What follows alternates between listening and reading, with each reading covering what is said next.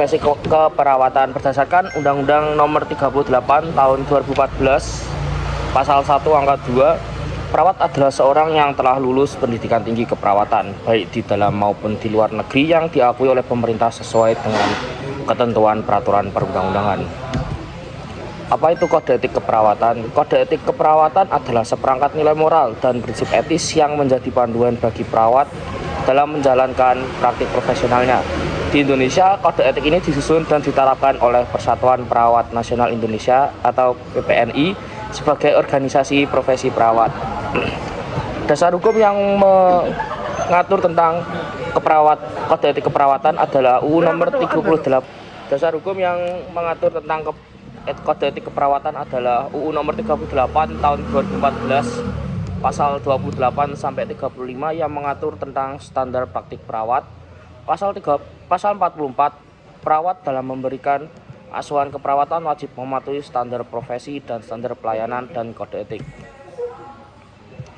Apa saja isi kode etik perawat? Yang pertama ada perawat dengan pasien, yaitu perawat harus merahasiakan informasi pasien, memberikan asuhan yang etis dan menghormati hak pasien. Yang kedua, perawat dalam praktik bertanggung jawab atas kualitas asuhan, kompetensi, dan tindakan. Yang ketiga, perawat sebagai profesi memelihara lingkungan kerja kondusif dan meningkatkan kualitas profesi. Tujuan kode etik ini sendiri yaitu menjaga martabat dan integritas profesi perawat, melindungi pasien, mengarahkan tindakan perawat, meningkatkan profesionalisme.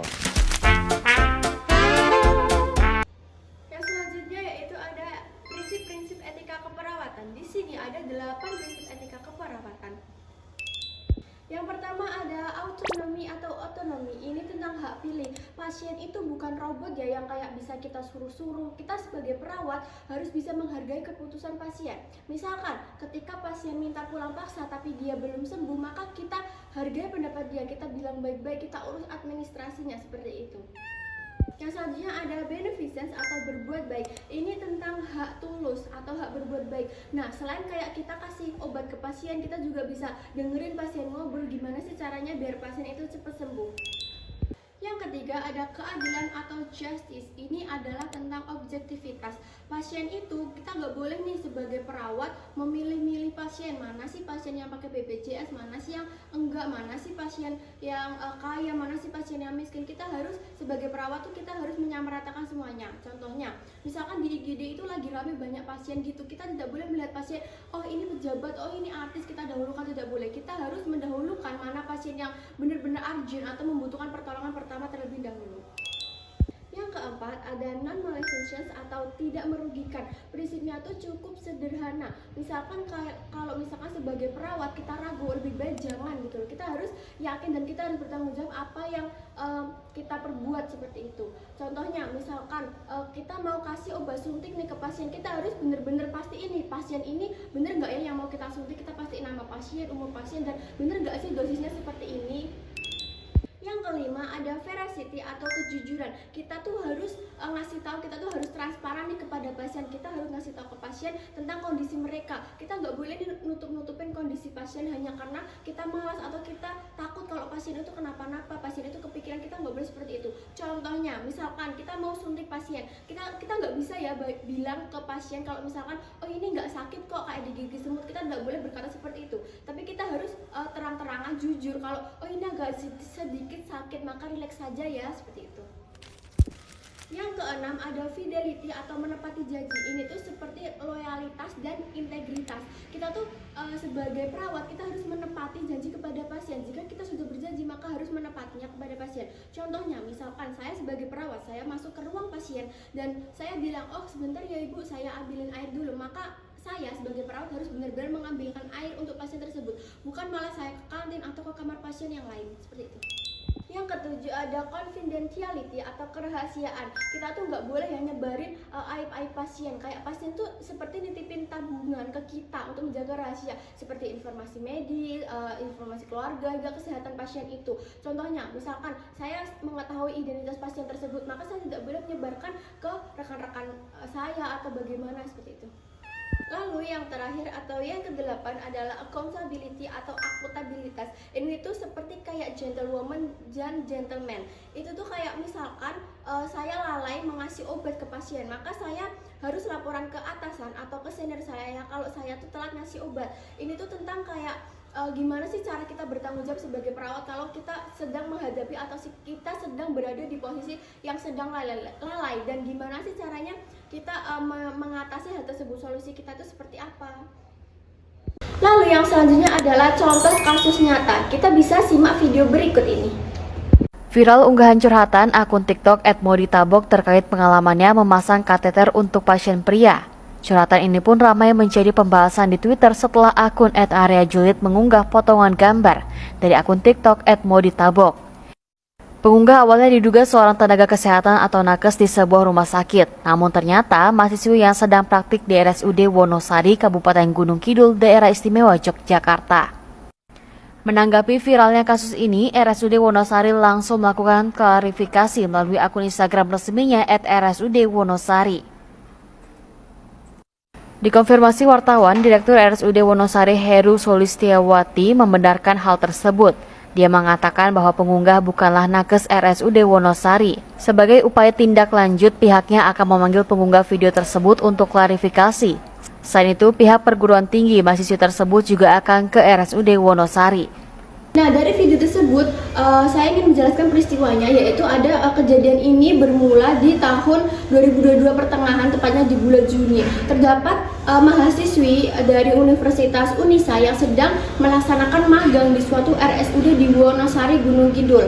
Nah, mahasiswi ini ditempatkan di bangsal perawat, yaitu dia tuh harus memasang urin kateter seperti itu pada seorang pria muda.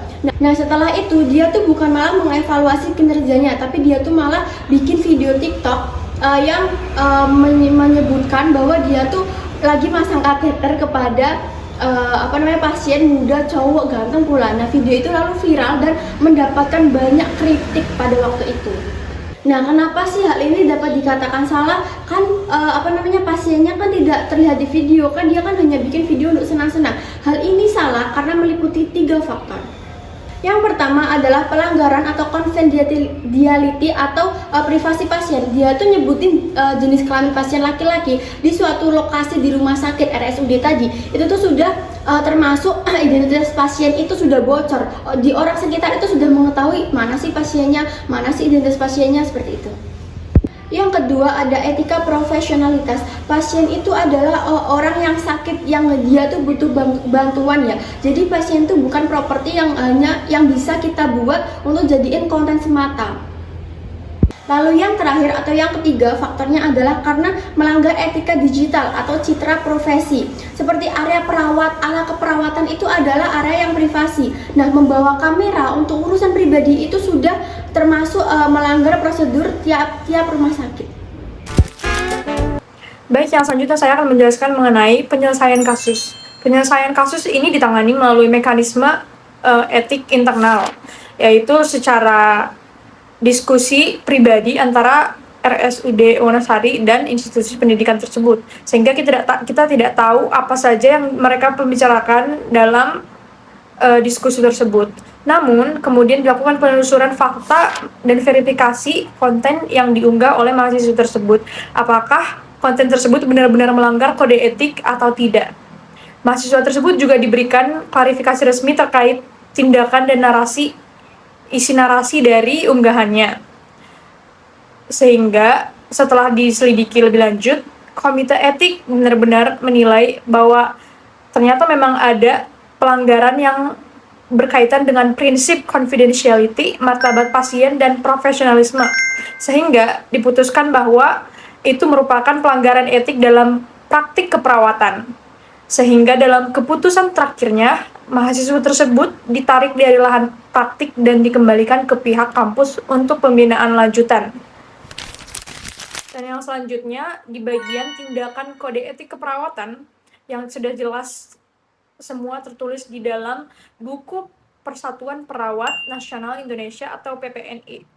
Beberapa tindakan kode etik keperawatan yaitu adalah 1. Teguran atau peringatan, baik itu secara lisan maupun tulisan. Yang kedua yaitu pembinaan etika profesi. Yang ketiga yaitu skorsing atau penghentian praktik. Yang keempat penarikan dari RS. Dan yang kelima penundaan kelulusan.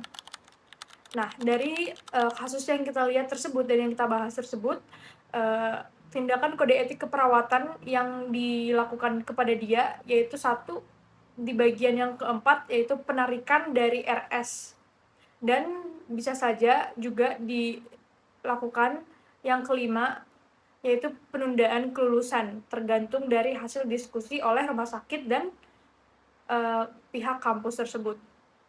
Kemudian juga yang nomor 2 juga benar-benar dilakukan yaitu pembinaan etika profesi, sehingga tidak ada pengulangan kejadian-kejadian tersebut yang bisa melanggar profesionalisme dan kepercayaan masyarakat terhadap perawat. Nah, di sini teman-teman, saya akan menjelaskan tentang kewajiban perawat, berfokus pada kompetensi dan hubungan antar negara kesehatan. Kewajiban perawat juga memenuhi SOP yang melaksanakan asuhan keperawatan sesuai standar prosedur operasional yang berlaku. Yang kedua, mencakup perkembangan diri. Wajib meningkatkan ilmu pengetahuan dan keterampilan secara berkelanjutan. Dan tidak kalah penting, kolaborasi yang bekerja secara harmonis dengan teman sejawat dan tenaga medis lainnya, yaitu contohnya dokter, apoteker, dan lain-lain. Nah, selanjutnya informed consent. Ini memastikan pasien telah memahami dan menyetujui tindakan sebelum dilakukan perawatan. Nah, materi dari saya selanjutnya adalah sanksi keperawatan. Diberikan jika perawat melanggar kode etik keperawatan atau misalnya tidak ramah atau tidak menjaga privasi pasien. Nah, sanksi ini biasanya dikelola oleh organisasi profesi melalui MKEK atau Majelis Kehormatan Etik Keperawatan. Sanksi-sanksi yang diperoleh kepada perawatnya adalah: yang pertama, teguran lisan atau tertulis; yang kedua, kewajiban mengikuti pendidikan atau pelatihan ulang; dan yang ketiga, penonaktifan sementara dari keanggotaan organisasi profesi; dan yang keempat, rekomendasi pencabutan izin kerja. Nah, teman-teman, kita sudah memasuki bab kesimpulan. Etika profesi keperawatan sangat penting sebagai pedoman perawat dalam memberikan pelayanan yang profesional, aman, dan menghargai hak pasien. Perawat harus menjaga sikap, tanggung jawab, serta kerahasiaan pasien, termasuk dalam penggunaan media sosial. Nah, jadi pelanggaran kode etik dapat merugikan pasien dan menurunkan citra profesi keperawatan. Sekian presentasi dari kelompok kami.